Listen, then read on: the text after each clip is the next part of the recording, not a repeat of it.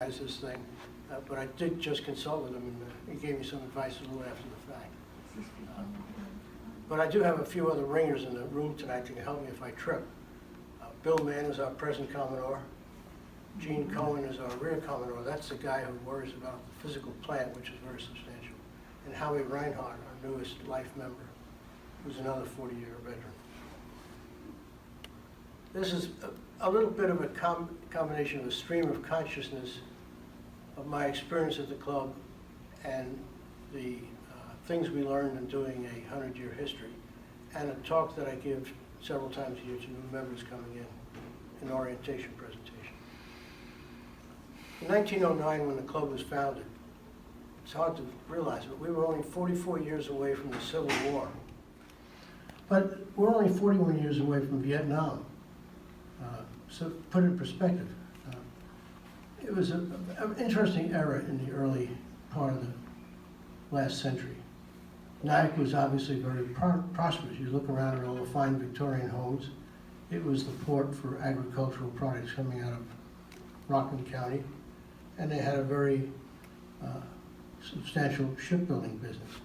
And there were just a few private residences in Nyack proper, one of them which eventually became a boathouse. Transportation in those days, personal transportation, was a horse and wagon, or walking. Bicycles had just come in. But for the most part, you did have reasonable public transportation. You could get to New York City at almost the same timetable you can today. Ferry across the river, and the train from Tarrytown, or the West Shore Railroad, and a ferry from Jersey City or Hoboken or Weehawken. Pleasure boating in those days was pretty much the sport of wealthy people. They would build some glorious yachts, the Americas among many, and they required substantial crews. And as you might expect, very often the crew enjoyed the trip as much as the owner.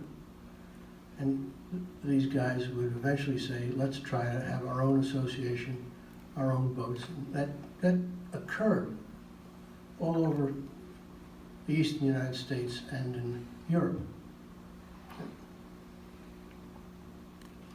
Now, getting into some of the graphics here, that's a very nice painting about 20 years ago. Beverly Baruch, I guess it is. She may be a member of this group. I used to see her fairly often. But the river at that time had three main uses. Fishing was very active and very productive. Transportation, recreational boating, that I'm talking about, and it was just being introduced. And today, of course, the new bridge. And I find that personally very exciting. I put a plug in for it whenever I can. But some of the transportation was very classy. This is the Mary Powell. Her home port was Kingston. And she took people from Kingston to New York almost every day and carried freight. Our own ferry was the Christina. And I guess Winston got this photograph in the library.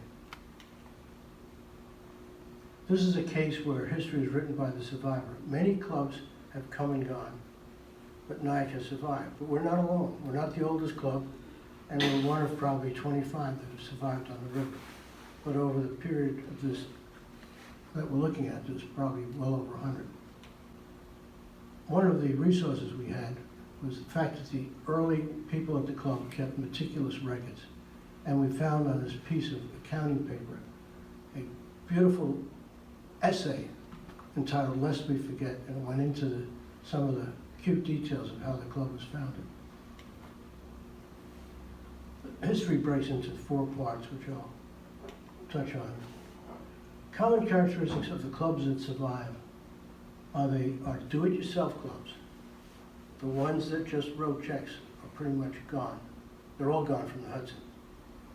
And even on Long Island, they've diminished.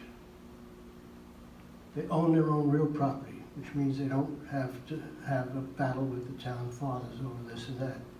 At Cold Spring and a few other places on the river, we've seen some unfortunate incidents just in the last few years. They're evolving toward family memberships. It's a slow process, and I'll go through our own experiences with that. And they have a construction relationship with their communities. Specific to the club, our club, the property and the house has grown. The fleets have changed dramatically. Governance, which is how we operate, treat people, has changed. But the initial premise of the do-it-yourself club has remained constant. This is where I'm jumping around a little bit. The real property. This is not the Nyack Boat Club. You may remember this is right down the street here. This was the rowing club. And that's a picture of the rowing club on its inaugural day, I guess. This is a fabulous photograph taken in 1890. This is when Peterson's acquired it. This is how I remember it, in that general shape. But the Nyack Club was this, much more modest. We rented those pilings. They were called stiles in the contract. So all we were doing was renting a bunch of sticks coming out of the mud and built the clubhouse on that. But that place ended badly in 1916. And here's a key part. Within a month, we were there. A lot of the members were residents of Nyack. We had superb relationships with the town fathers. They got together with the bank. They said, we know you've got this property, perhaps a foreclosure on Getty Street. Let's get the Nyack Boat Club into that house. And so our very next meeting was in our present residence. This is a picture of the property facing north. Where the apartments are now was a yard not unlike Peterson's. And that's what the clubhouse more or less looks like today. The challenging years is the same for the club as everybody else. From 1930 to 1945, you had the combination of the Depression and World War II. During the Depression, we had more kids around the place and a bunch of grumpy old men, and there was some real strife between them, which was a delightfully covered subject in many of the two of the three Nyack newspapers. And that happily has come full circle. The club was held together to a large extent by Commodore Murphy. He was Commodore for 12 years, the tradition is 2, but he stayed in there right to the end of the war, and he wrote a lot of checks to keep the place going out of his own pocket.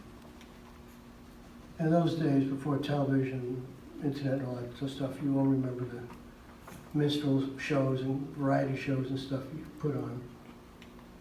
It's a homey place. The great expansion of the club occurred from 45 to 1980. The veterans came back and they started looking for a family boat. And they chose to go to a sailboat rather than a motorboat. Now, the club was founded by motorboat enthusiasts. It says so right in the original documentation. What they were doing in those days was taking an engine out of a defunct Model T, extending the shaft, putting a propeller on it, stick it in the back of a rowboat, go like hell on the Hudson River. And that type of craft still exists in many places in Southeast Asia. They're scary, but they go. They're very effective, and you steer by turning the engine. It's very efficient, actually, because there's no gears. You just go. But that was the basis of the club. And then a few people bought motor yachts, and there were the odd sailboat from the beginning. But starting in 45, it transitioned from probably 70% powerboats to where there were virtually no powerboats for the last 10 years. We have one powerboat in the club who doesn't even put his boat in every year. And that's not because we chased them away.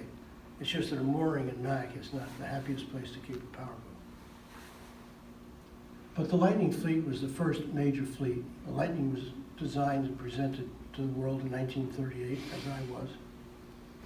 And it's a boat it's 19 feet long, weighs 700 pounds, and you can build it in your garage out of plywood. Plywood was relatively new material, starting in the 20s.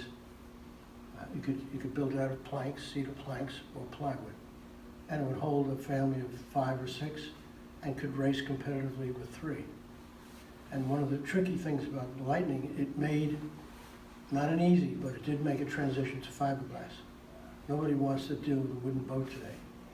But both Howie and I went through the transition from wood to glass, and the Lightning is still a very popular boat today. The junior sailing program was started in 1969. So we went from some controversy of whether we should have kids around the club to an active program for the kids. It's a very important part of the club, and it's open to anybody. It's not just for club members by a long shot. In fact, there's a scholarship given almost every year to a deserving kid from the Nyack school system. And the clubhouse and property were expanded.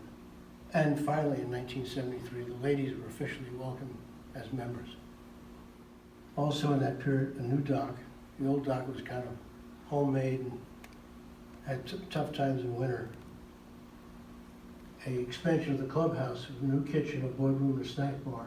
And finally, in 1983, we had decent facilities for the ladies.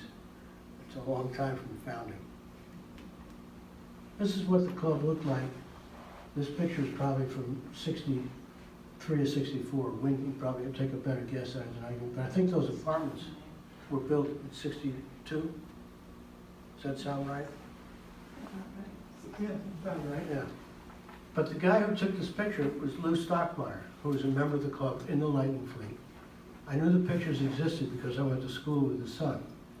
Now Lou's job, earlier, before this, was he was the official photographer for the building of the present Tappan Zee Bridge. And he would fly over the bridge every day, take a series of precise black and whites, and that's how the bridge company, the construction company, was paid on the progress that could be verified in the photographs. This is what it looked like probably, I'm guessing, around 1950, 55.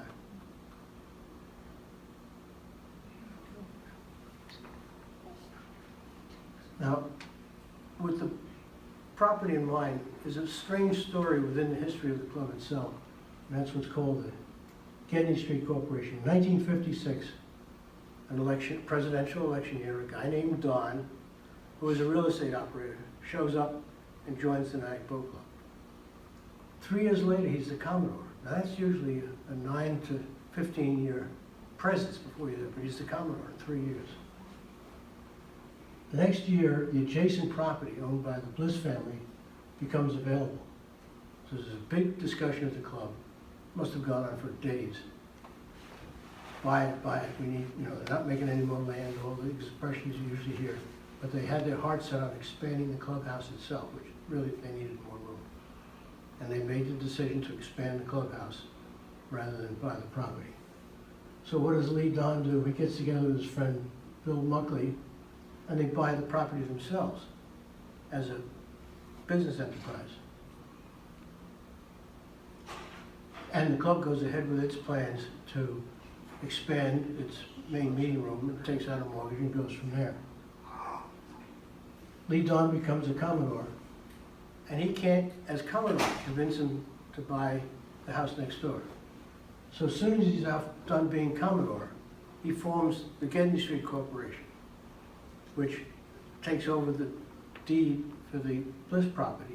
And he authorizes 200 shares in the Gedney Street Corporation and sells a total of 127 shares to people in the club and elsewhere. And 5 were purchased by the club, probably over some people's objections. But that gave the club some insight into what was going on in the Gedney Street Corporation. 10 years after the Bliss Corporation, Bliss property went on the market. That's the certificate. But 10 years later, the adjacent the very next year, I'm getting away with myself here. They announced that they're going to build the apartments. That was a wake-up call. Suddenly, they want to buy the property. And they think, well, we're just going to take over the Gedney Street Corporation. We'll take it from there. Well, not so easy. There were 2 lawyers involved. One represented the Gedney Street Corporation, and one represented the club. And going through the minutes, it gets very fascinating. They decided the best way to do it, and it was well orchestrated, was the club to actually buy the property with the proviso that the Gedney Street Corporation go away. So you read the minutes of the first meeting, the club agrees to buy the property in a formal petition, it's voted on, the Getty Street Corporation is dissolved, they close the meeting, go to the bar, come back from the bar, same cast of characters, open a meeting with the Nyack Boat Club, and then try to figure out how they're gonna pay for this thing, which takes another few months. And the deed finally transferred later in 1968. Within months, the next property goes on the market. A young widow named Mrs. Clark passes away. Her sister lived in Spring Valley. She wanted to dispose of the house, so she approached the Nyack Boat Club. They made a decision like that, buy it. They just added to their mortgage. They had learned their lesson. So within the space of 12 months, the club's real property increased by 42%. Without that individual and that series of events, I'm not quite sure we could have survived. Let's talk about something more interesting, the fleets, the boats. Now, in the 30s and through the 50s, it was about 50-50, and those are the old classic wooden so-called cabin cruisers, Chris Craft and Owens, manufacturers like that. And relatively new sailboats on the scene. I think that's a Thistle there. And these, let's see if I can get this to work, whoops. These are the old original sailboats, clunky, heavy wood things, but they work. But this is what the club looked like in 1962. That's within most of our memory. This is the Lightning Fleet that was introduced in 1945. It's a pretty boat. And every year we host regattas at the club, and this is what a starting line looks like at a Lightning regatta. The cruising fleet, now it's all fiberglass, was started to grow in the 60s, but really took off in the 80s when we put in sufficient launch service to service them. And it's the largest fleet in the club. Those are all the boats you see on the moorings.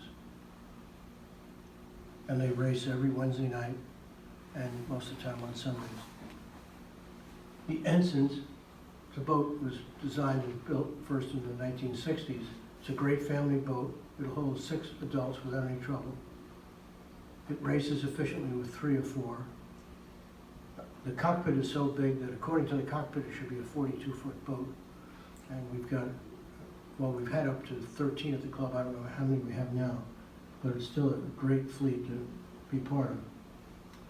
And the sonars, which is kind of an ensign on steroids, is a lighter boat, deeper keel, and sails. It's a pretty snappy sail. Same idea, same length. And then there are single-person boats. These are lasers. This is a very active and growing fleet. So a person who can't get crew together or just wants to sail alone but be part of a larger association, like the laser fleet is a perfect place to go. We probably have 30 of these at the club right now. This is the Sunfish. The Sunfish was introduced by Olcott in the early 60s, maybe 1960. And at one point we had over 50 of these things. Very popular. They're gone now. Let's talk about governance for a minute. It was pretty much an old boys club until 1973. Women were invited. We had great parties. It was stressful taking turns at the men's room so they could be accommodated. In some respects, the place was disgusting because people still chewed the tobacco in those days. Spittoons were around the place. We had one guy who would use the heated floor as his spittoon, and we could smell it every time the heat came on. So we had some growing up and sanitizing to do and let the ladies come in, but it worked. In 92 actually, something big happened. Spouses became automatic members. This is where Nyack, perhaps inadvertently, took a leap over all the other clubs. I'm associated or members of probably a half a dozen clubs, both in here and one in England. And you can't get them to this point. Well, if your wife wants to join, she's welcome, but she has to join in her own right. Go through the whole process, pay initiation fee, blah, blah, blah. Here we say, we accept you, we accept your spouse. and it works either way. So our first we actually had a non-spouse Commodore, Elaine Hinch. She was both our first woman Commodore and our first non-spouse Commodore. And she was very effective, very welcome. Nobody thought twice about it. And she was succeeded by Pete Molson, whose wife was the official one. But I personally have had no luck selling this concept to other clubs. They don't get it. What it did for us is it immediately almost doubled our workforce, because now the spouses would show up for parties and to organize parties and participate, tell us what we're doing wrong and so forth.